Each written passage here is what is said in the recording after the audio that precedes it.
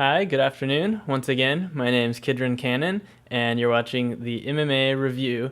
It's Monday, and today we are going to have our very first guest on the show. I'm very excited about this. His name's Jeremy. He runs Untold Fitness. It's a fitness podcast, YouTube show similar to this one.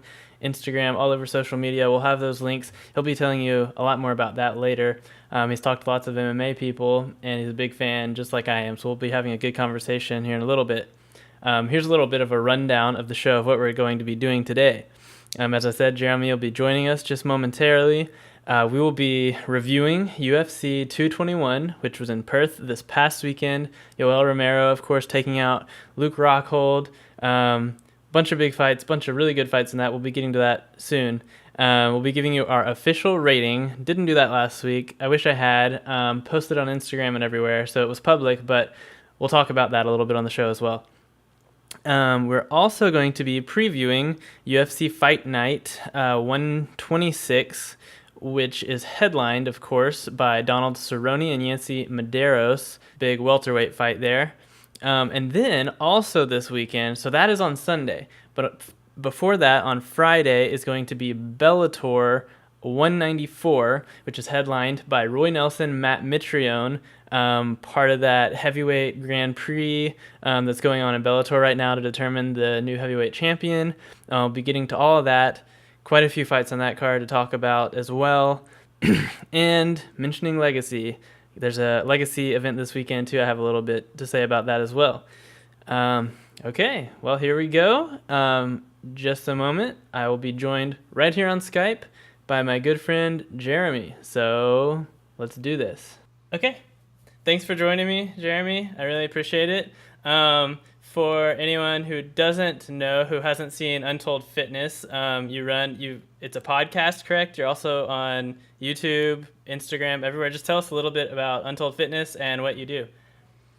Yeah, well, I would say Untold Fitness was a podcast, and it still may be in the future. I kind of put it on hiatus for a little while. I kind of want to take it in a different direction, which probably would include podcasting. But yeah, it's about fitness, and it's called Untold Fitness, and the idea is to explore fitness from every avenue you can think of. So not just every sport, but also every kind of activity, also diet and nutrition. And it's in a nutshell. I don't use the word fitness as far as like the bodybuilding and model type of fitness that most people think of. I use the word fitness as in the anthropological fitness, which is about what is most advantageous. Okay. But obviously, it mostly involves sports and activities and lifestyle. But yeah, I'm actually planning on maybe within the next 6 to 12 months. Turning it into a huge YouTube channel, and all the ideas and all the people that I wanted to interview, just do it on video. Perfect. The only obstacle is the travel. Right. I got everything else taken care of. It's just the travel. So I've got to get the logistics for that, and as well as the funding and the money and all that. Right. To be able to travel, but that's basically it. But yeah, I'm also on social media. Right. And yeah. That's where I've seen, I think Instagram's probably where I've seen the most kind of frequent posting, and you've interviewed, you've talked to all kinds of people, all kinds of athletes, and some of those MMA people. So tell us just a little bit about some of the MMA people and what that's been like. Oh, when I was doing the podcast, I don't know how many episodes I did, 10 or 15, something like that. And it was insane because I was obviously brand new, just like what you're doing with the MMA review. Oh, the sky's the limit. Yeah. I literally got, I'll get to the MMA guest in a second, but I got Louis Simmons, which is widely considered as like the best strength coach ever. He was on the podcast, the Buff Dudes from YouTube, which they have over 1 million subscribers now. They're one of the biggest fitness channels, and they had maybe, I want to say 400,000 when I interviewed them. Wow, that's still huge. Yeah, there's a guy named Alan Thrall. He's a big YouTube weightlifter. And he was on the rise when I interviewed him, and he's kind of blown up since. There's a woman that does yoga with like her boyfriend, and she had, I think, maybe 8,000 subscribers on YouTube when I interviewed her. Now she's getting close to 1 million. She's coming up on 1 million now. That's amazing. It's just crazy. Juliana Semenova. Okay. Her channel is Boho Beautiful. Okay, yeah, And I saw that. I interviewed her when her channel was called the Sexercise Trinity. But now she's with her boyfriend. And it's a little more like traveling and yoga, and Okay. I believe they're both maybe vegan or something. So Very if cool. that's your cup of tea. But as far as like fighters, like I would love to get her on the MMA review, which I'm pretty confident is a possibility, is Andrea KGB Lee. And she fights right now. She's a UFC fighter. She's under contract. Her next fight will be in the UFC, but she hasn't fought there yet. She's the LFA 125 champion. Yes. Yeah. Okay. And she wears a cowboy or cowgirl hat. Right. That's just like Cowboy Cerrone. She's got like the same shtick. And she also fought in Invicta, and just wasn't. I mean, she just left Invicta basically, so she wasn't really there long enough to get a title shot. And when I talked to her a few years ago, she was still relatively new, but you could just watch her fights. I mean, I'm not like some savant. Right. You could just watch her fights and tell like, wow, she's really skilled. She's awesome. And I knew that she was going to be a big player in the women's game. And then now, just a few years later, she's on the cusp of fighting in the UFC. And in my opinion, she's the number 2 125er in the world. In my opinion, the number 1 is Valentina Shevchenko. Right. Shevchenko. The girl Nico, that's the current UFC champion. Not to dog her out, but I still think she hasn't had that many pro fights yet. Right.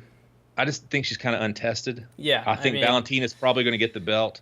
And then if and when Joanna Jędrzejczyk moves up, she's going to be one of those top fighters. But as of right now, I think Andrea Lee is the second best in the world. They just had the Tough show, right? Yep. Which was the 125 girls. Yep. Andrea has already beaten like several of those girls. That's crazy. And if you watch the show, if you watch those girls, like I said, not to put any of them down, but in my opinion, Andrea would have smashed all of them. Right. And she would be the champion right now, and she'd be the UFC champion. That's crazy. But the timing didn't work out. She just had a fight like a week before the show started or something, and it just didn't work out for her. And I don't think she even – I mean, who knows? But she didn't act like she even cared, because I think she was on Ariel Helwani being interviewed like around that time. Right. And she was like, yeah, whatever. She knew that she was basically signed to the UFC anyways. Yeah. I think to make a long story short, she was on the podcast a few years ago. That's she's in Shreveport, Louisiana. Okay. And I don't know what she's doing down there, but she's like ridiculously well-rounded. She's really good on the ground, her grappling, her transitions. She's really good at jiu-jitsu, has tons of finishes. She competes in jiu-jitsu tournaments. Right. But probably her best trait is her striking and her stand-up. So, I mean, it's unreal. But yeah, we got to talk to her. And I guess at the very least, or maybe the very most, I'm a little bit of an acquaintance with her. So I think we could probably eventually get her on the MMA review. Yeah, that would be awesome. I'd love that. I have a list I'm working on of kind of MMA community people that I know that I've met and worked with in different things.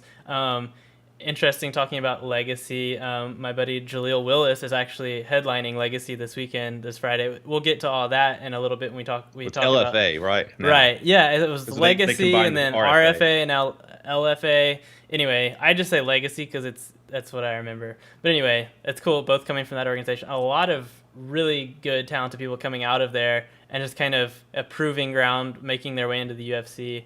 I think they are the unofficial feeder league of the UFC. Right. I think RFA was owned by Ed Soros. He either owned it or he was the president. But Ed Soros was also, I don't know if he still is, but he used to be the manager of fighters like Jose Aldo and Anderson Silva. Yeah.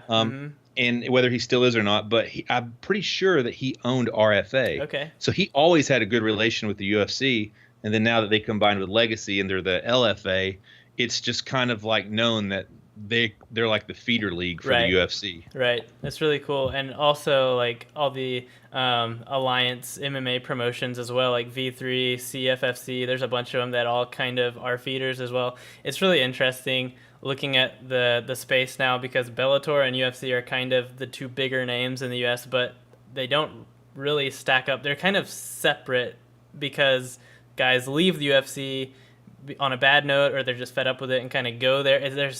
I don't know. It doesn't look. It's not really like Bellator feeds into the UFC. They're kind of on level planes, but in very different Yep. ways. It's interesting. It's a fork in the road because Right. I've talked to some fighters that are pro fighters that just haven't made it to the UFC or Bellator yet. Right.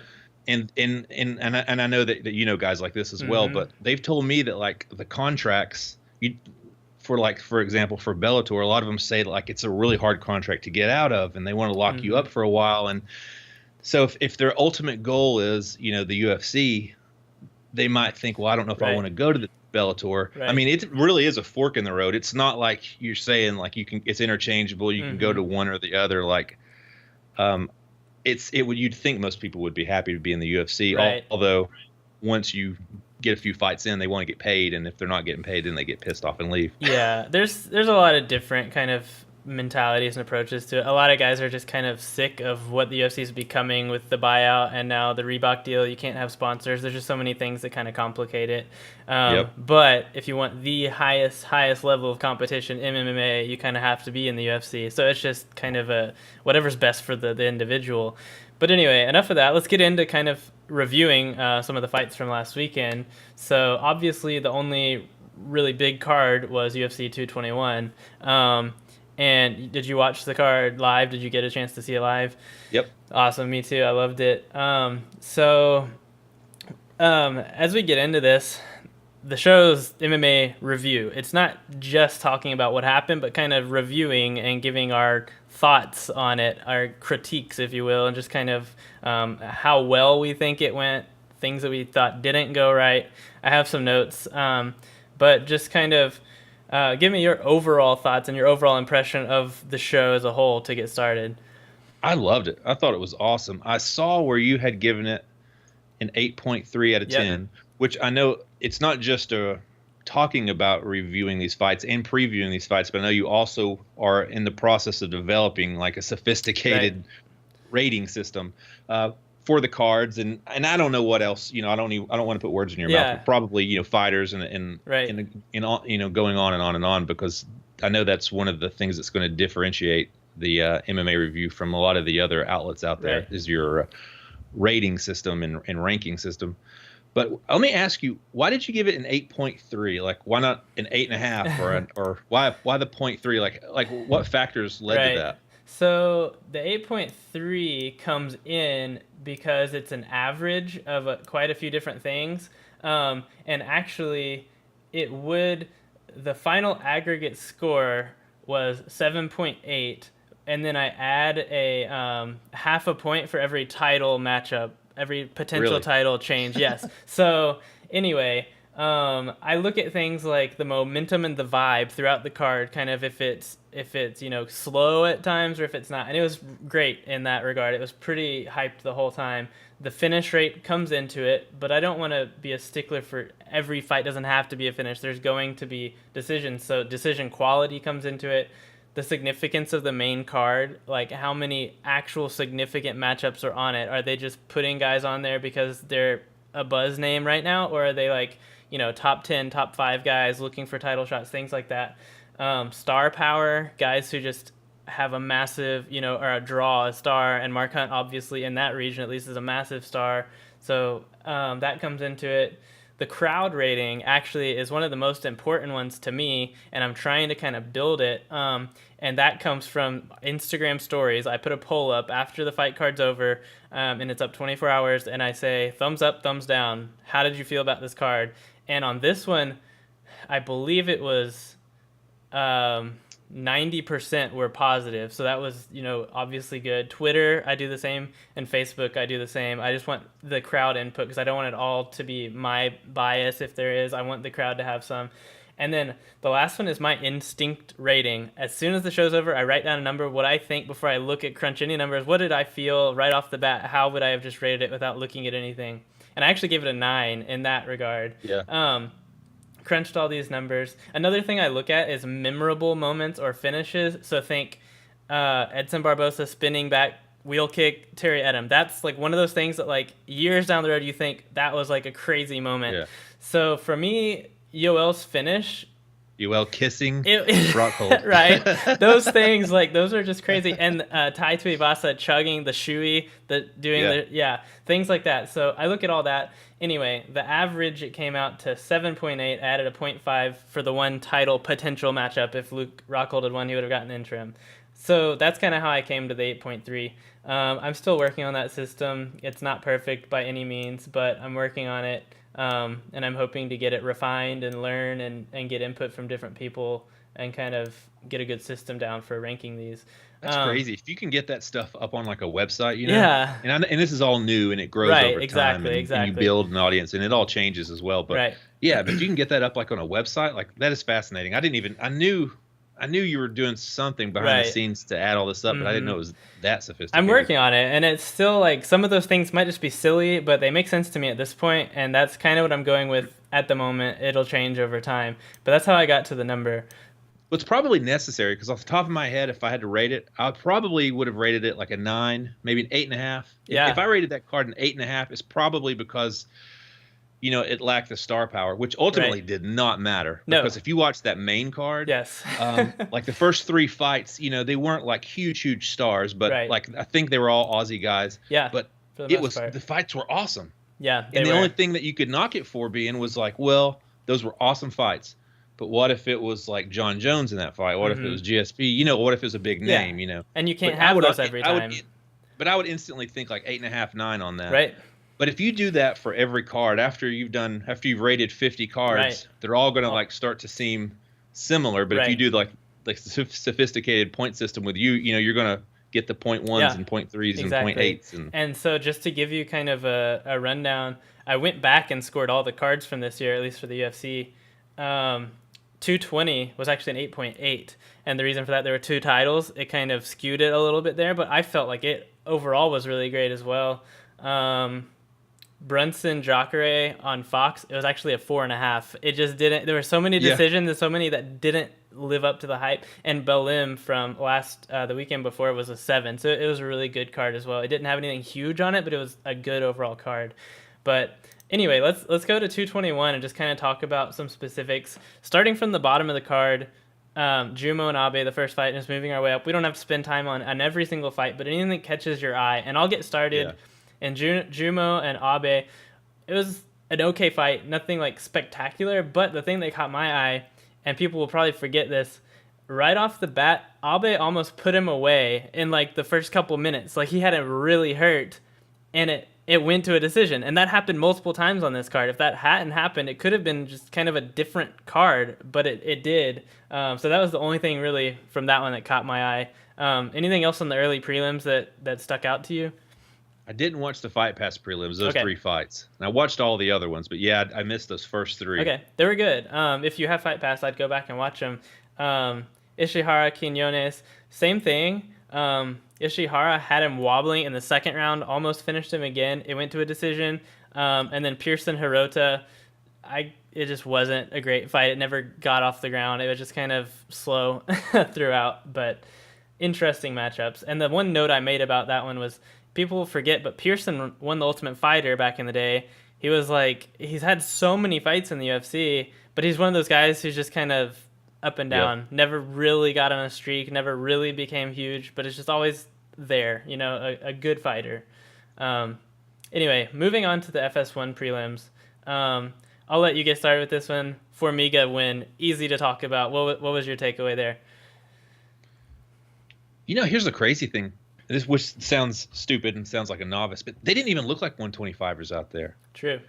Like if you're not paying attention, you wouldn't even think they were 125ers. Right. Now I think Formiga was, if I had to guess, he was ranked maybe number 4. I think. Yes. Coming into this fight. I think he was probably 4 and 8. I think something like that.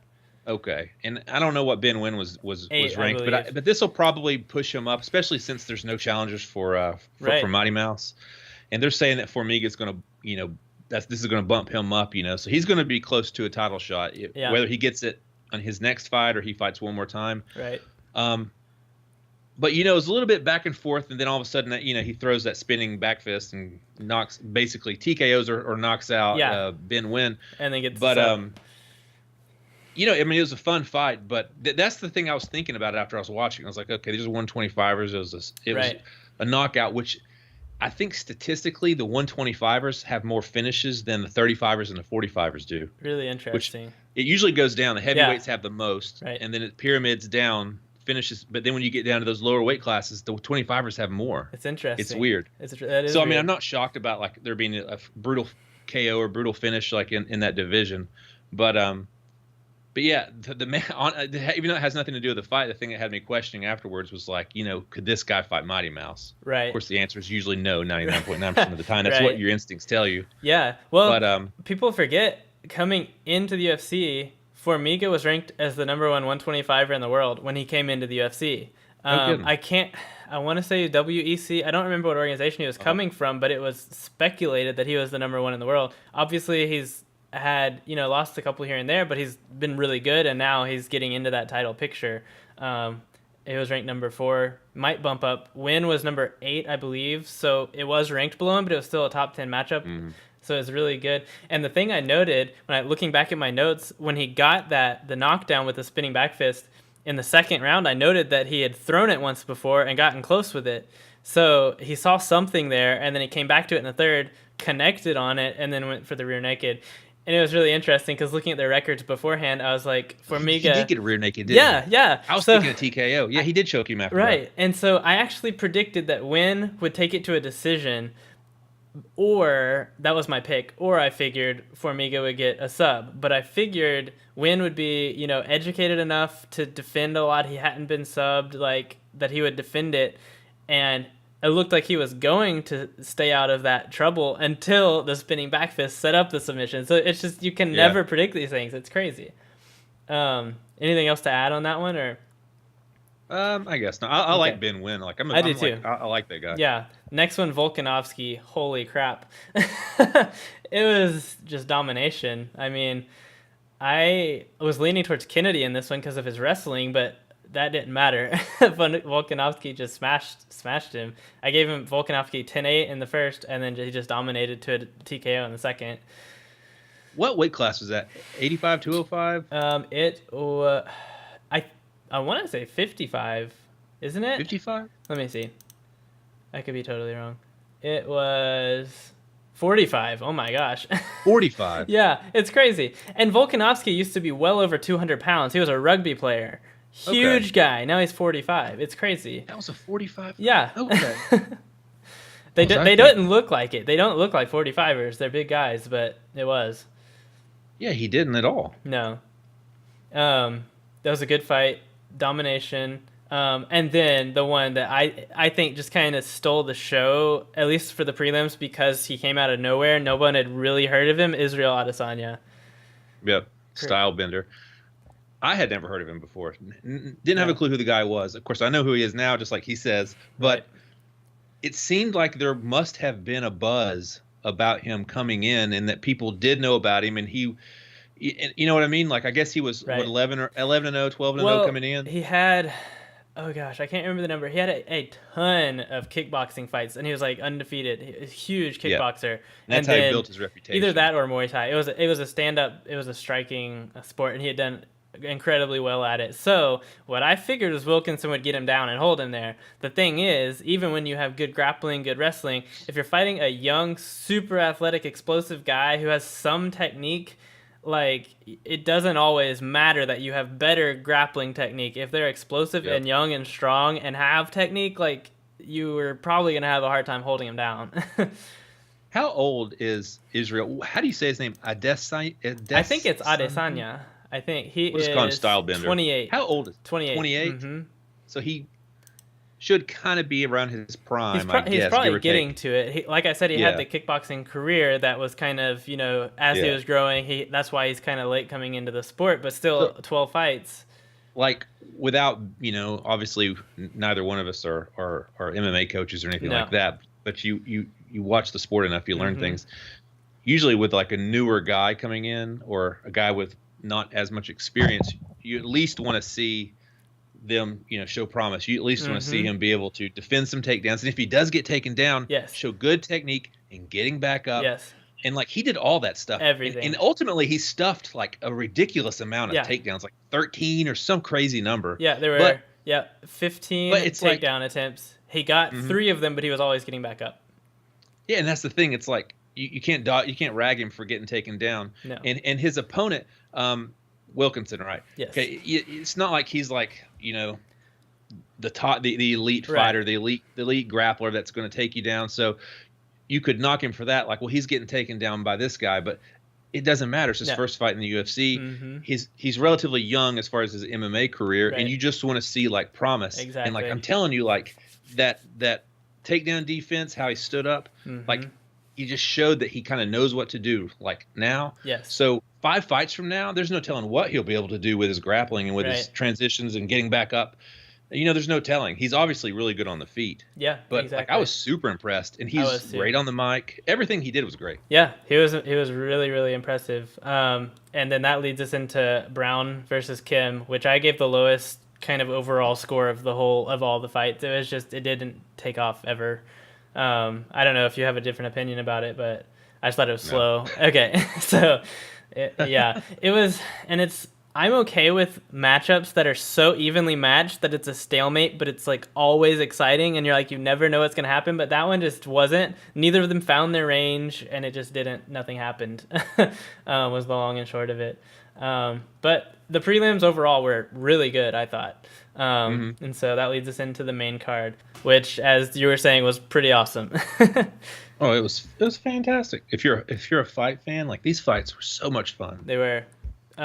So the main card, it started off. So I think every fight on the main card except the main event had an Aussie or a Kiwi, a New Zealander, or like a Samoan, like legit tatted. Like these were like the hometown guys. Everyone was rooting for them, and all of them just looked awesome. Including Hunt, except it didn't go his way in the end. But we'll start with Pedro and Safarov. So Tyson Pedro, what was your thoughts on that first fight on the main card? Tyson Pedro looks good. Like he looks like a legit, I guess contender is what they call anyone who's going to be, in that top 5 to top 10, right? I guess if you're top 10, they call you a contender. But he looks like a legit contender. Like he looks good, man. And that Kimura he did was one of that has to be. I mean, it's not. I don't think it's going to be like submission of the year candidate or finalist or anything like that. But like just how violent it was, and how cool it was. Like that was a wicked Kimura to see. Yes, and the thing to me that stood out the most about that was the fact that he was not like a submission guy. He's not setting this up. It wasn't a plan to go in there and submit this dude. It was he's throwing everything at him. He's hurting the guy. The guy's desperately grabbing for a shot against the fence, and he says, "Oh, look, an arm. I'll rip it off." And he just takes advantage of the situation. Like the ability to, in the heat of the moment when you're looking for a knockout, to be able to switch gears and just grab a submission when it presents itself is like, it's really impressive. And I think, like I'm no expert in jiu-jitsu, but I think obviously he had the arm tied up really well, but he didn't have a lot of control with his legs or anything like that, and I guess because of the position they were up against the fence. But he basically, from what I'm hearing, is he basically muscled that submission. He rolled with him. Yeah. And then finally, once he rolled, he got him in, and then got his legs over the head. He got his hips over his head, and then torqued it. But before he got his hips over his head, like he was just muscling all of that. Like I think I was listening. It must have been Luke Thomas. You're familiar with Luke Thomas? He's an MMA journalist. Yeah. I was listening to him, and he said that. I mean, in his opinion, he was like, "Man, Tyson Pedro must be strong because he just completely just muscled that submission." Yeah. Well, I'm not a jiu-jitsu expert either, but I am like in jiu-jitsu. I train a couple times a week, and just the awareness of grabbing it from that position and just the torque, he kind of had to roll. Like that was not, Safarov not necessarily trying to escape. It was just kind of forced. Because he was trying to roll out of it. Exactly. And if you don't roll, it breaks, basically. And so he rolled, and then when he was inside control, he had it locked up well, but stepping over and finishing like that, just really impressive. It just looked really good. It was fluid, I guess. So that was an awesome fight. Matthews and Jing Liang, I don't know how you say it. When I saw it, I said, fight of the night. Like, that was my thought. Did you feel the same? Yeah.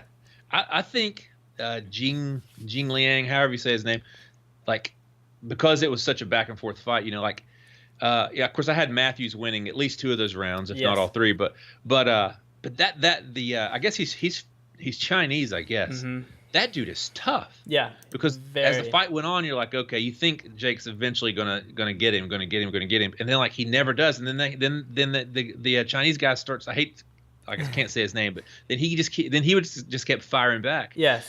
And of course, I guess I don't know. Was it the second round when he committed that foul? Yes, when he dug his fingers into the eyes. Yes, and to me that was the moment of the night that stood out the most, just because of how like flagrant it was, and the guys on the mic mentioned it immediately. They were talking about it. The replay showed it, obviously, when they put it up. The crowd just so angry, and the fact that they didn't take a point, they didn't stop it or anything. The ref kind of like swatted at his hand, but it was just kind of the most like angering moment of the night. And I don't know if he would have finished that. Guillotines are really difficult to finish, especially when you're slippery and it's bloody, and I don't know, but it looked tight to me from where I was.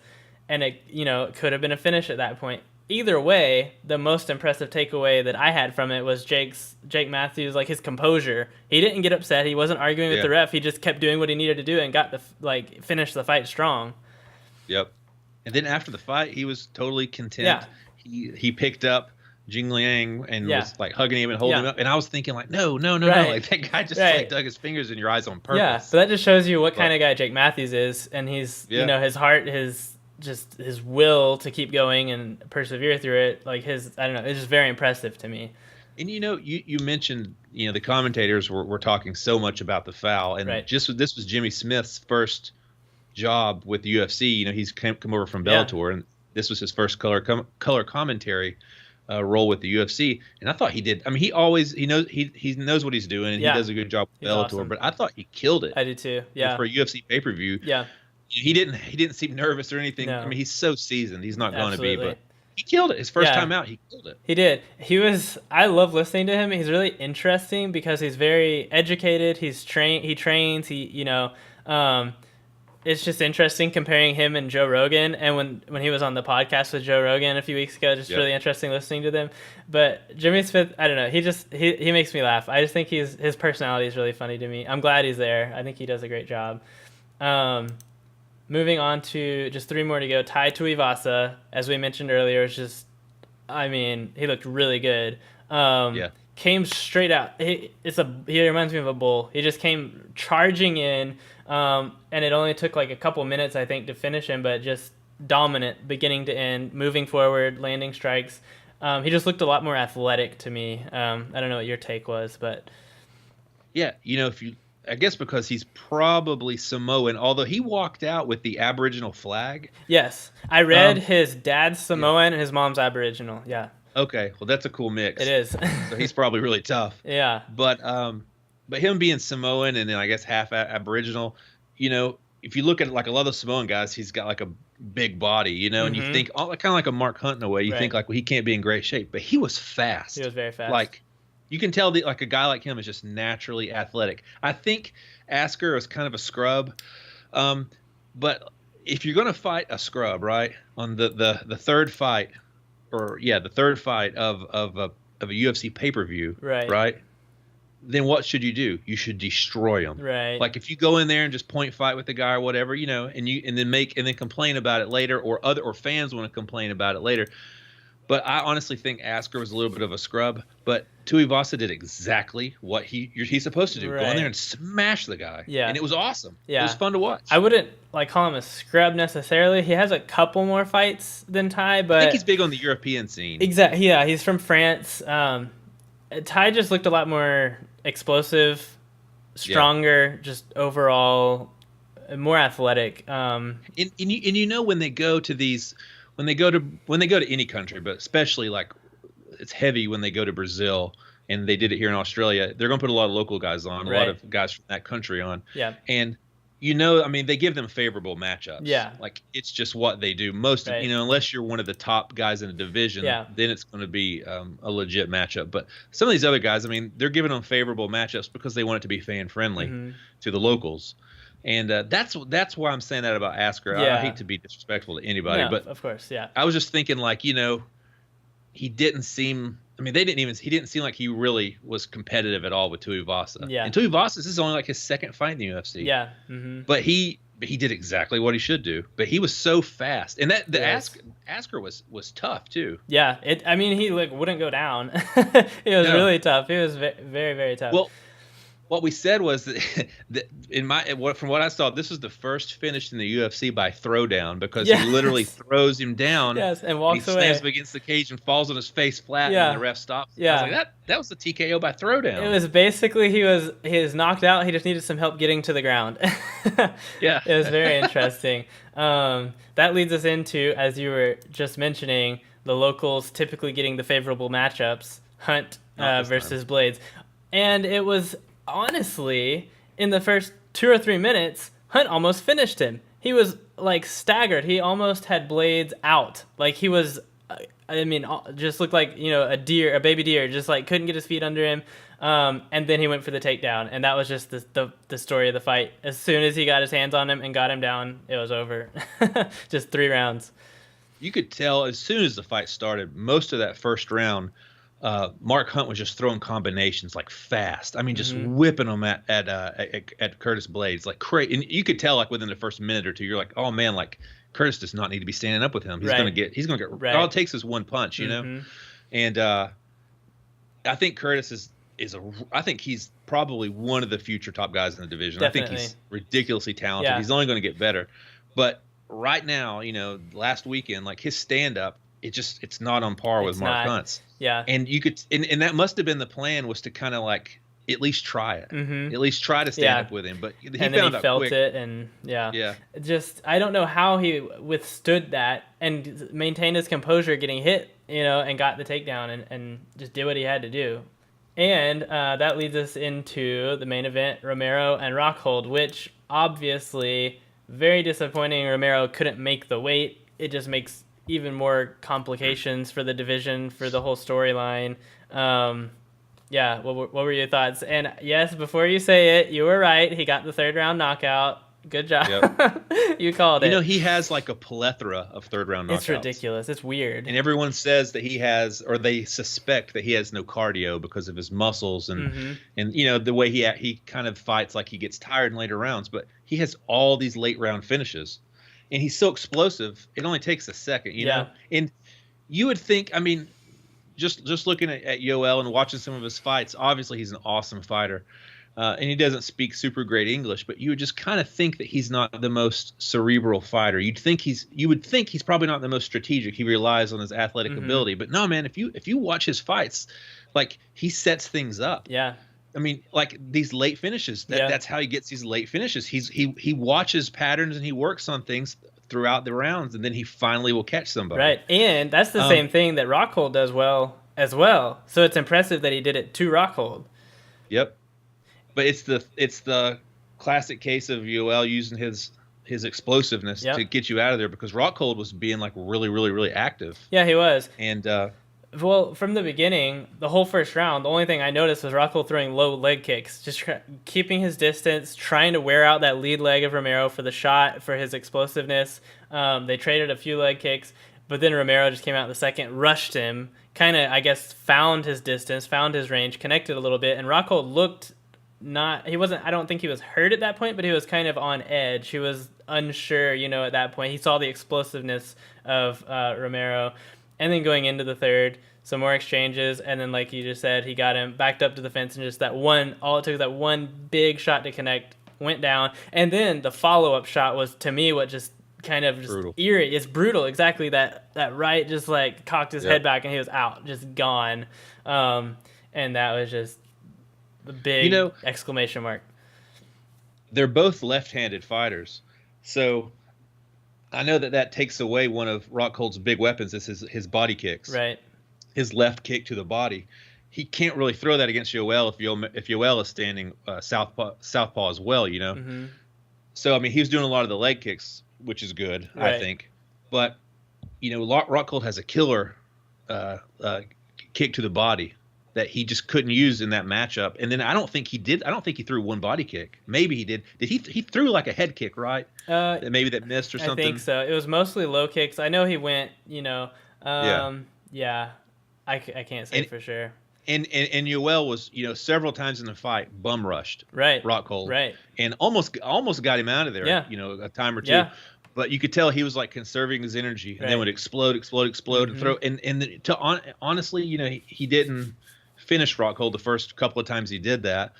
But Rockhold really didn't have an answer for it. Right. He would just back straight up and put his hands up. Right. And I'm not an expert. You're not an expert. To critique these some of the best fighters on the planet. Comical. But Rockhold had no really defense. He was just like, oh God, I better back up and do this, while Yoel's just throwing hooks and haymakers at him. Yeah, yeah. He seemed to do well, kind of like backpedaling, circling off the fence the first couple times, and then that last time, I guess in the process of that, just kind of got stuck, didn't quite, wasn't able to circle off and got caught before he could, is from my perspective what it looked like. Either way, super impressive by Yoel, even though he missed weight by a couple pounds.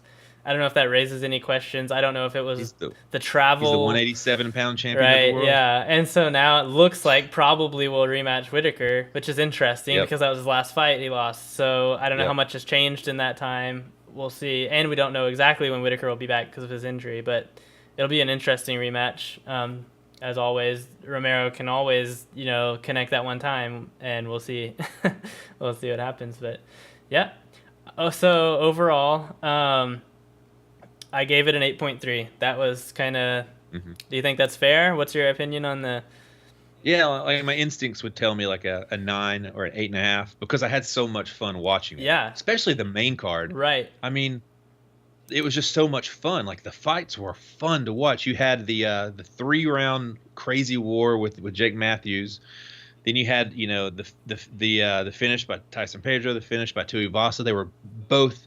It was a submission finish and a knockout finish, and they were both really brutal. Right. They're local guys. They're they're fan favorites. In Australia there. I was disappointed, not really, but with the Mark Hunt fight because the fact is like, I didn't have like a person that I wanted to win because I'm a huge Mark Hunt fan. Right. I think I'm going to be a big Curtis Blades fan. He seems like a good dude, a cool guy. He's a great fighter. He's young and he's new. You knew it was either going to end by Mark Hunt knocking him out, right? Or I thought Curtis grinding out a decision. That's how you beat Mark Hunt. That's how Brock Lesnar did it. That's how Stipe did it. Mm-hmm. That's how you beat Mark Hunt, right? Unless you can just connect that big Verdum knee, but so it was a cool fight to watch. Especially the first round was exciting, but then as Curtis started to literally grind out that decision. Good for him. Yeah. That's really dominant. Definitely. But there was something with all the excitement of all these fights, it was kind of like it started to let you down a little. Yeah. Which is fine. And that's exactly the kind of when I did my write-up, I did like a full review write-up on Facebook that I posted. And the one thing I said about it was Blades did what he needed to do. Obviously, the fans there, Australia, didn't appreciate it as much as if it was their guy doing it, of course. But that should have absolutely no effect on the fighter doing it. They need to do what they need to do, and he got the job done. And it wasn't a boring fight either. It was an entertaining fight. So anyway, there's 221. That's our review. We've been talking a while. This is fun. I love talking to someone who's knowledgeable about MMA, having a good conversation. Really quick, if we can, let's get on to UFC Fight Night. I think it's 126. I don't know the number, but Cerrone versus Medeiros this weekend. And it's actually on Sunday, I believe, in Austin, Texas. Really? Yeah. And it is in Austin. Did you, starting from the bottom again on the early prelims, anything catch your eye? Anybody you're really looking at down there? On the early prelims?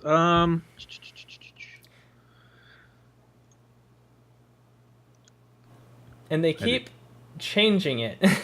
They've been moving things around here. I thought the young guy, and I could be wrong. I thought the young guy that was on Dana White's fighter Yeah, series, Dana White's whatever Tuesday it's Night called. Contenders. Yeah. Tuesday Night Contenders. Uh-huh. I thought that Sean O'Malley guy was on this card. Is he on? Maybe I'm wrong. Maybe he's on one of the upcoming cards. He's I not thought on he here was now. too, actually. Yeah, this card just has been changing a lot. And until a couple days ago, it said to be determined on one of the female fighters that was on it. But I thought Sean O'Malley was. He's not listed there now. Either way, it's interesting seeing all these guys from Dana White's Tuesday Night Contender Series. Yep. Not that long ago, it was just one of those things like, ooh, what's this? It's like a new thing, and it's kind of fun to watch in the summer when not much else is on, and now they're in the UFC. And I've been noticing, even the guys who don't get picked on the night of the show, a lot of them are ending up in the UFC down the road anyway. I think the guys that get on that show, are right there on the cusp of being in the UFC anyways. Right.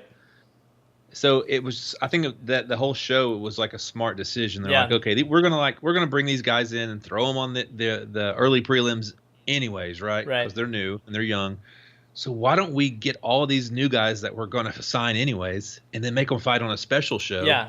And then whenever there's finishes and stuff, Right. it kind of makes like Sean O'Malley. Right. Like he's kind of well known now, Right. because of the Contender Series. So it's a smart idea. Yep. And then it really does the whole thing about fighting is getting to know these people and their personalities Right. and their It's a personas. story. I mean, that's the only reason you want to follow anybody. Right. And so that it really does. The show really does help. It does. It's a great job for building that. And moving on to the FS1 prelims, Sarah Morris, Lucy Pudilova. It's Pudilova's first fight in the U.S. Found that kind of an interesting little tidbit. Sanchez versus Sanchez, kind of funny. Joby Sanchez has been in the UFC before, and he was also on Dana White's Tuesday Night Contender Series. I think he won. Don't recall exactly what happened, but he's back in the UFC again. So he's always one of those guys who looks really good, and then they'll kind of like make a mistake or two and lose. It's kind of up and down. It's why he was in the UFC. He got cut once before, but he's back. But overall, a really interesting fighter. Did you see him fight on the show? Do you recall? No, not that I can remember. He doesn't have great takedown defense, but he has a lot more output on the feet, so he's an entertaining fighter. Let's see, Jared Gordon. I don't remember if he was on Dana White's Tuesday Night Contender. I don't think he was, but he's a really entertaining fighter. He's a knockout guy. He basically is one of those who either gets a knockout or goes to a decision. Kind of one of those. What they say, what they say, what I've been hearing, like I've been following the UFC and MMA and other organizations like religiously since probably 08, 09. Right. But I've just been hearing like in the past year, people say that the only record that matters is like your UFC record. It probably goes the same for Bellator and the other big like one fighting championship and so on. But the big organizations, the big promotions, but for example, the UFC, they say that's all that matters is like your UFC record. Yeah. And it's like, you know what? That kind of does make sense. Yeah. It makes a lot of sense. Yeah, that's true. It's like everything you do outside of the organization only matters. It's kind of like your resume. It's like it matters all the stuff you've done until you get the job. And then it's like once you have it, it doesn't matter what you've done, outside of that company. You're in the company. How is your performance? What are you doing? It's a job at the end of the day. You're fighting, you're in the UFC, but it's a job. And they put together, in some of these, smaller organizations where you're still considered a pro, right, and you're getting pro fights. Some of these small organizations, like they'll just match you up with anybody. True. Yeah. And they're not even. I mean, a lot of times, I'm telling you, they're not even like sticklers for the weight. Right. It's like, oh, you're a pound over. It's like, who cares? Yeah. Like it's, so saying that, like if someone comes into the UFC and they're 10-0 or 15-0, like you get some of these people from other countries, right, like these Russians, which are awesome fighters, or Brazilians, which are typically awesome fighters, but they'll come into the UFC and they've already had like 20 fights. Right. But it's like, well, who have you been? You really don't know who you've been fighting. Yeah, and what you were just saying about like the weight thing, my buddy Bryce Mitchell, pro fighter, 9-0, looking at his opponents' records, they're pretty good. Some of them don't have impressive records, but overall pretty good records. But his last 5 opponents have missed weight by 5 pounds or more. Like, I don't know anyone else in the game of MMA who can have that same statistic, that 5 opponents of theirs in a row miss weight by 5 pounds or more. Like, that doesn't happen in the UFC. It'll happen occasionally in your career. You'll have a guy who's missed weight, but it's usually a big deal, and usually that guy is forced to move up a division. You don't see that as much. So, although, your early fights are outside of the UFC, they're in these smaller organizations, they're not as high-level opponents, you might be fighting a dude who's way bigger than you. It's not always fair matchups. Just interesting. Moving on to the main card, Sage Northcutt. Got to mention him. First fight. When you talk about star power, he's one of those. Tried to make him the face of the organization. Maybe a little too early. He's dropped a couple, but he's there and he's a good fighter. So don't want to take away anything from him. He's young, only 11 fights into his career, but he's at Team Alpha Male now, and that seems to be a really good fit.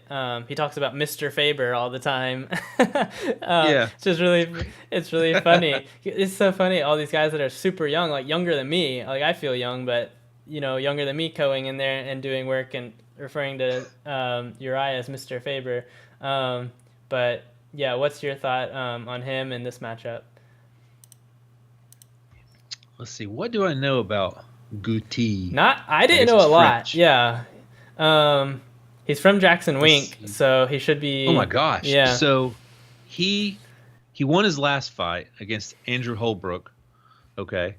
But then he lost 3 UFC fights there before that. So it looks like he came into the UFC losing his first 3 fights. Right. How in the world? So his only losses, he's got 3 losses. He's 11-3. His only losses are his first 3 UFC fights. Right. That's crazy. But of course, he came back on his 4th fight and won. Yeah. Against Andrew Holbrook, which that's not a scrub. That's not an easy dude to take out. So let's see. How did he? He won by first round KO, his last fight, and then he lost by first round KO before that. Lost by third round submission before that. Lost by first round submission before that. Yep. So, both of these guys, got losses and wins all over the place. Both of them have 2 submission losses on their record, which I found interesting. But it looks like it's going to be a stand-up fight. That's exactly what I thought too. They both have a lot of striking output. Sage he goes for takedowns. He has like a lot higher grappling numbers than Guti does, but Guti has good takedown defense. I think it'll stay standing. We'll see though. I don't know, because you never know. Sage is at Team Alpha Male, like you were saying. I think one of the reasons he went there is because they're lighter weight classes, and this is 155, I guess. Yeah. And they're lighter weight class guys, so there's a lot of people to spar with, and they're heavy grapplers. Right. So I guarantee you that played a big part in why he went there, and he wants to be so well-rounded. And we've seen him, go for takedowns in fights. I bet you he will go. He shoots for a few takedowns. Maybe he does. And he's so young that your game can be completely different fight to fight. You never know. When you get to an older guy who's been doing it forever, like Mark Hunt, you know what to expect. You know what they're going to do. But a guy like him, so young, still developing every single day, you never know. And I bet you're right. Maybe he does go in there and just look to take it straight to the ground, look for an opening. Just a couple more fights here. Next one that caught my eye, and you can interject anything that catches yours, was just Thiago Alves, been around forever. For American Top Team, he's one of those guys who's been up and down. Overall, good, a good fighter, versus Curtis Millender, a guy who came from Legacy, as we were talking about earlier. He went on, I think, like a 3 or 4 fight win streak, 2 head kick knockouts back to back in Legacy in like main events, and then got signed to the UFC. Interesting matchup there. Most people probably don't know who he is. I hadn't heard his name before either, but looking in, looks like a legit fighter.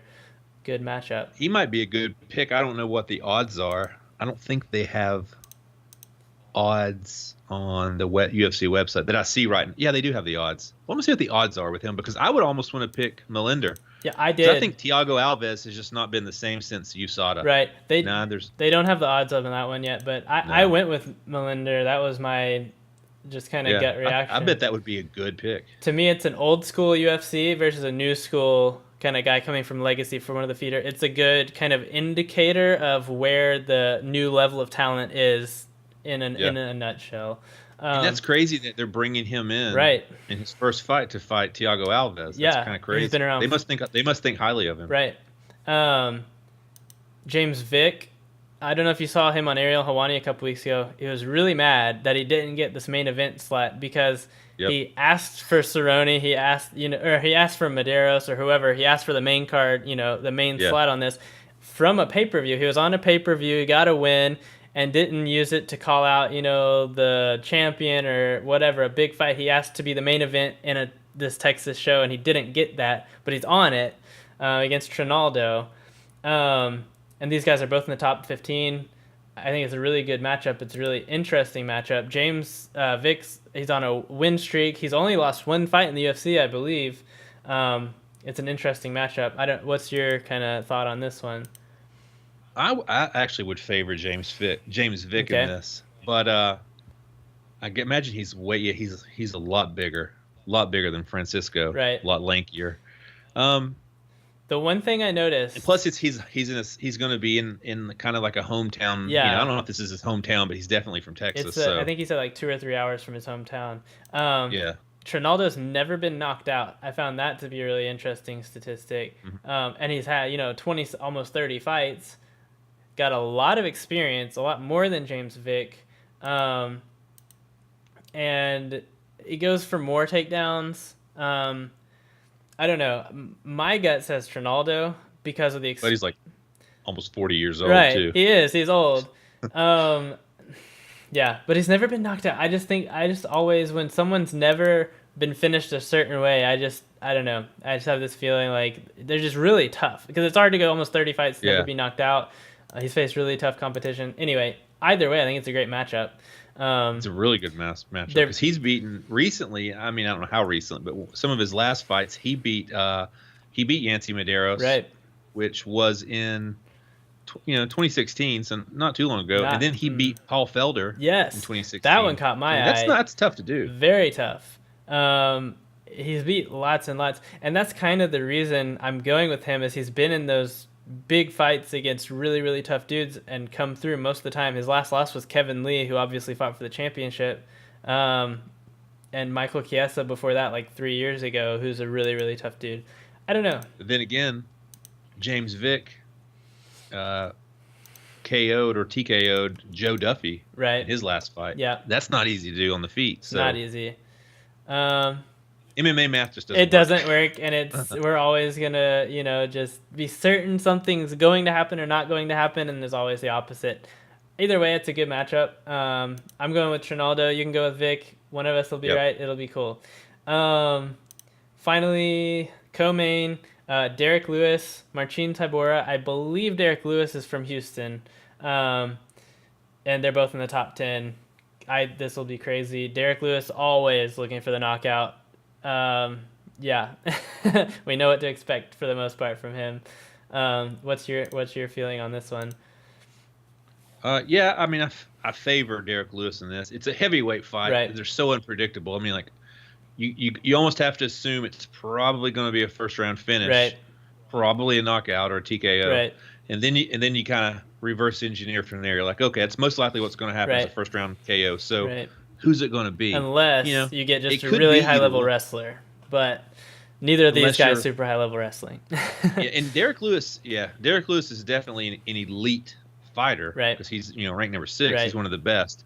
But unless you're in the elite, with Curtis Blades and Stipe and guys that are that can do that kind of stuff to you. Yep. But these two guys, Tybura and Lewis, I think they're going to trade punches and anything could happen. It can. But I'd probably favor Derek Lewis. I'm going with He's Lewis. pretty violent. Yeah, he is. Finally, Donald Cerrone, Yancy Medeiros. My gut reaction just these days when I hear Donald Cerrone is he's going to get knocked out, as sad as I am to say that, because I love watching him. I love, if you go back to watch him in WEC, just the crazy head kick, the beat downs he would lay on people. It's amazing, but there's something that happens to a fighter when they get older and they've been clipped 1 too many times or 15 too many times they've been knocked out. And it's just, they get that look in their eye when they get hit, if you know what I'm talking about, that he's had in a couple of his last fights. And at that point, it's just like their eyes are kind of glazed over, and it's like they're just holding on, not wanting to show, that it hurt them. But anyway, he's definitely got experience. Got a lot more experience than Medeiros. But he's got a lot of age too. What do you think? Yeah, on paper you got to pick Cowboy Right. on paper because of everything he's accomplished basically. Yes. But he's getting older. He's like 34 or something. But in fight years, he's way older. Yes. He's been through a lot of battles, a lot of wars. Yes. Even though he's 32-10, that's still he's had quite a few. Not I wouldn't say a lot, but he's had a handful of losses in the UFC. Right. A lot of TKOs. Right. I don't think he's ever been knocked out, at least not in the UFC. I think it's always like a TKO. Right. Not just straight knocked out. Yeah. The one thing, though, that people forget, and I tend to forget it too, is he is a high-level grappler. Had his black belt for a long time in BJJ, and he's got really good... I mean, he has more submissions than knockouts. He's a kickboxer. He gets head kicks. He gets crazy knockouts, but he has 16 submissions. And, if he can get Medeiros down and get him into, a bad spot and can use his jiu-jitsu on him, you never know. But anyway, I think it's a good matchup. It's old school, new school. I think it'll be crazy. Neither of them are afraid to throw. Yeah, I think it'll be exciting no matter what happens. I could definitely see this being a really exciting fight. Absolutely. I would go with Cowboy just because if they're going to stand there and trade, right. I don't know. I'll give him the advantage. But I think Cowboy has more tools to use when it goes to the ground and stuff like that. So can't go wrong going with him. But I'm going with Medeiros just on instinct. I don't know. So moving on, last thing to talk about is the Bellator card, which is Friday night. Headline: Roy Nelson, Matt Mitrione 2. They fought before, if you remember. And the thing that blows my mind with most Bellator cards when I start looking at the people on them and looking at their records is I feel like the main event or the main couple events are awesome, really pretty big, significant fights, could easily be big fights in the UFC, and then you go down from there and it's whoop, this dude's 2-0 or whatever. It's what's he doing on a main card? On where'd this guy come from? And so that's kind of what we have with this one as well. First fight, Taiwan Claxton is a guy. His only fight, I believe, was in Bellator. He's 1-0. He's one of those guys that Bellator finds probably as an amateur, and they want to just build them into a star, give them some good fights. I think it'll be a good matchup. He had an insane flying knee knockout his first fight. That wasn't the guy that jumped through the air and did a flying knee and and the guy gets knocked out instantly. He almost pushes him across the cage. That's not that one, right? There were two very similar occurrences like that, and I think that his was that one. There were two of them that were pretty similar. One was the one you were talking about where he flying knee pushed him. Another one was just a crazy flying knee and the dude just kind of went down. I don't recall. I know Paul Daly hit an awesome flying knee like that. I think his was the more tame one, if you want to go with that. And this guy's might have been just the crazy one. I think it was. Jeez. And then... See, if that really is him, if this is I the same know. guy, I want to watch him already. All right, and I'll let you take this one away. The next fight, Heather Hardy, Anna Hulatan. Yeah, that's my girl. Yeah. I've got the biggest crush on Heather Hardy. If you don't have a crush on Heather Hardy after watching her interviews, I don't, and you're a guy and you don't have a crush on her, I don't know what your problem is. Hey, I'm married. So I don't have crushes on anyone except my wife. You're married, so we'll omit you. Yeah. But I'm not married. There you go. But let's see. So Heather Hardy's 1-1, obviously, both fights in Bellator. She's a boxer. I think she's a 20-0 boxer. 20-0. Which is cool. And the girl she's fighting, I don't know anything about. Anna Julitan. She's 2-3. Right. She was a boxer as well. I think 14-4. Similar number of fights. If she's a boxer, I would give it the advantage to Heather Hardy. Right. Now, you're talking about she fights someone her last fight that she lost. But it was still an awesome fight because she got kicked in the face and broke her nose. Right. It was so bloody. Crazy. The girl she fought was legit. Heather Hardy had no business being in there with her. She was awesome. 1-0 at that point, right? Yeah, but I think she came from a kickboxing, either kickboxing or a Muay Thai background. Yeah. But she was very experienced in her other fighting career. Right. Okay. And just in an MMA fight, Heather Hardy had no business being in there with her. But if Anna Julitan is a boxer, And they're both boxers and they're both new to the sport. Yeah. I'd give it to Heather Hardy. Yeah. Heather Hardy, for one thing, is she's tough. Like Yeah, she's super definitely. tough. So I would imagine it'd be hard to like finish her. Right. You're gonna have to beat her by submission, by a decision, Mm-hmm. or like the last chick did, Right. just Crazy. be on a different level. And Hulatan, I think is how you say it. Her record's 2-3. She came from ONE FC in Japan, and pretty much all her fights have gone to a decision. So I guess maybe not a lot of stopping power is what I would assume.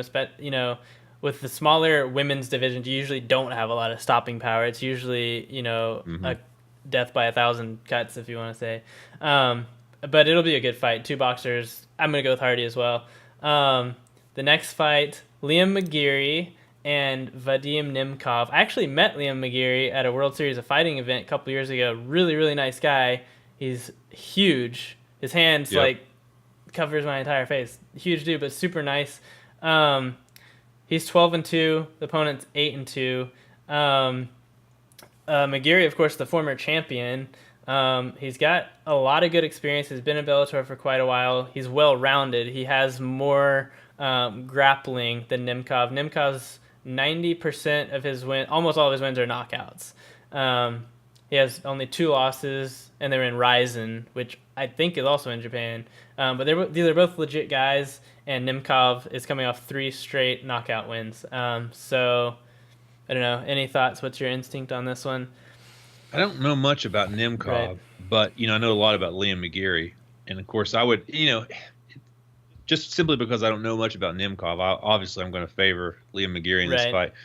I think really highly of Liam McGeary. Love him, I think if he was in the UFC right now, the UFC has a super shallow 205 division. True, very true. If they could, obviously he's locked up with Bellator and he's a star with Bellator. He's a former champ with Bellator, but if they could get him into the UFC, he could do serious work in that division at the UFC level. Like he's that good. Not to mention he's a British black dude with like an awesome accent. So like they could market him and he could get he's highly marketable. Definitely, especially if he went to the UFC, it would be amazing. But either way, I just love watching him in Bellator. He's fun to watch fight either way. Patricky Pitbull, Derek Campos could easily be a title fight. Patricky, just one of those guys who goes in there and just throws. And Derek Campos, great fighter as well. Both have fought and lost to Michael Chandler, the former champion. And this is a rematch. Actually, Pitbull TKO'd Campos the first time they fought, but Campos is coming off a 4-fight win streak. And the only other guy that he's rematched with was Brandon Gertz. Gertz beat Campos in their first matchup, and then Campos came back and beat him, so he can learn from his mistakes. So, again, this is a rematch. I'm leaning towards Campos on this one. I don't know if you know a ton about either of these. Either way, I think it's going to be a crazy fight. Let's see. He's the younger fighter, and I guess Pitbull's the older fighter. Let me look. I'm pretty sure of this, but let me look. Well, Pitbull's 2 years older, roughly, so not like a lot older. No. Typically, it's hard in MMA when you get 2 guys that are pretty close to the same level. Right. In my opinion, and from what I've at least witnessed, it's really hard to beat someone twice. Right. I mean, it's hard enough to beat anyone in a fight. One time. It's just hard enough to win these fights. But to beat somebody twice is really hard to do. Very good point. That doesn't really mean anything. But like you're saying, you're leaning towards Campos, and it's like Campos probably, he's on a 4-fight win streak. This is a rematch where he lost to Patricky. So I'd pick him too. It's pretty even. It looks like it'd be pretty even. Yeah. It's, I don't know what the odds are, but I bet you they're pretty even as well. They probably are, yeah. I haven't seen them either. Either way, I'm excited for it. Neither of them are boring, so I think it'll be great. And then the main event, Roy Nelson, Matt Mitrione, also a rematch, 2 ex-UFC fighters in the tournament bracket for the heavyweight championship. Obviously, Mitrione, the more athletic fighter, former NFL player. Roy Nelson just looks like a giant redneck who shouldn't be in there fighting, but as we know, he can throw down. He's got ridiculous power, and a lot of people forget as well, amazing grappling. Been in a lot of high-level jiu-jitsu tournaments, black belt, submitted Frank Mir in jiu-jitsu tournaments. even matchup, I think. But Mitrione, younger guy, he's got a lot of power. He beat him the last time. Trains with Duke Rufus and Henry Hooft, which two names that are just insane. And the last time they fought was 2012, so it's been a really long time. It's Yeah. you Yep. can't really lean too much on that. But anyway, Roy Nelson obviously more experience, but maybe towards the tail end of his career. What are your thoughts? Yeah, I feel the same about Roy Nelson. I think he's kind of winding down his career and his abilities. Um, I think I'm going to take Matt Mitrione in this fight, but I think Matt Mitrione wins the whole tournament. You know, Okay, it's a 8-man big tournament, so it's call. not the biggest tournament. It's not Right. the biggest field of guys, but I think he wins the whole thing. I think it'll probably be him and Frank Mir, Okay. and I think he beats Frank Mir. Who's on the other side? Not the other side of the bracket, but who's on this side of the bracket with these two guys? It's I is oh, it I know who it is. It's Fedor? the two. It's Bader Oh yeah. Bader and King Mo. and King Mo.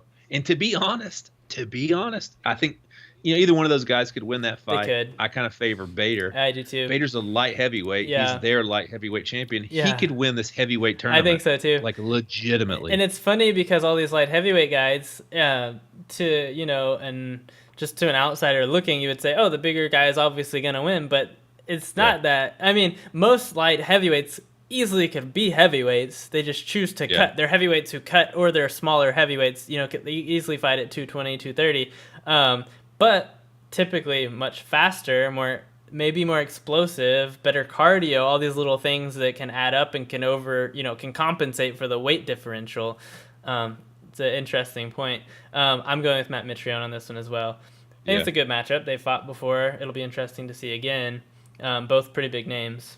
I'll bet you, God, I hope this doesn't happen, but I'll bet you it's like most heavyweight fights, an early finish. Yeah. But you'd think this thing's going to finish in the first 2 rounds. Yeah.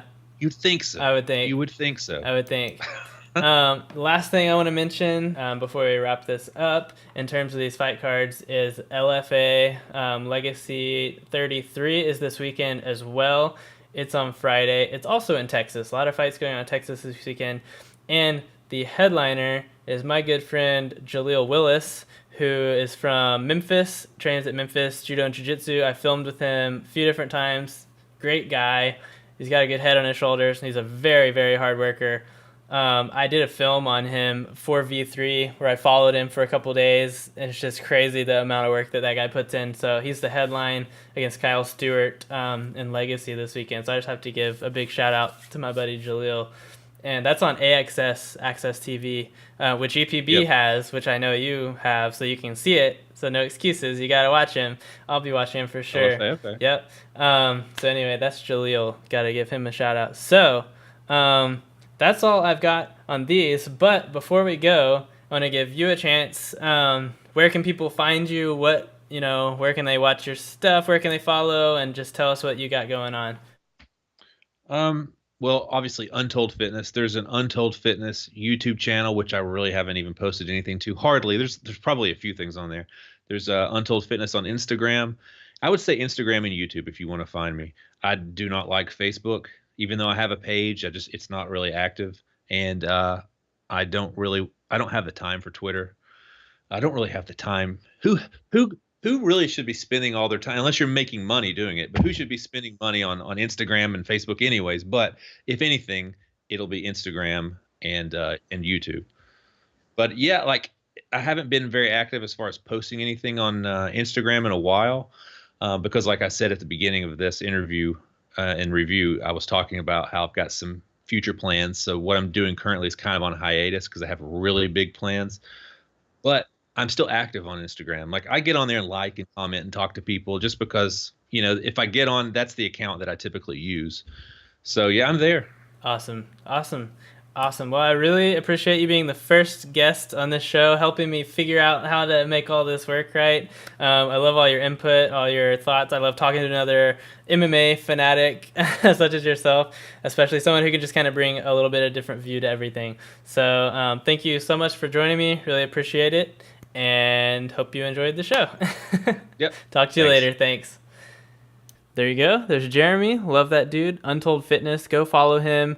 right here. We'll have the links for you. Check in the description as well. He'd really appreciate it. Go follow him. He's doing some awesome stuff, especially if you're into not just MMA, but fitness in general. Got so much good information out there for you. Thank you so much for watching with us today. Hope you enjoyed our review, our preview, all the MMA coming up this weekend. Be sure to check it out. Join us again next Monday. We will be reviewing the Bellator card, the UFC card this weekend, talking about all that good stuff. Be sure to follow us down here, right here, social media, Instagram, Twitter. We need you to vote, to give us your thoughts after the fight cards are over. Give us your vote. Thumbs up, thumbs down. Did you like it? Did you not? We will use that in making our giving our score to each fight card when we do our review. It's really important that we get a good feel for how all the fans felt, not just our opinion, but everyone's opinion on how the fight card went. It's how we got our scores last week. It's how we'll get our scores next week. Part of it. We have a bunch of other things that go into it, but that's a big part of it. We really appreciate you doing that. Follow us on YouTube. As I said, we'll be back next week, and go vote. Thank you so much for watching the MMA review. See you next week. Go vote.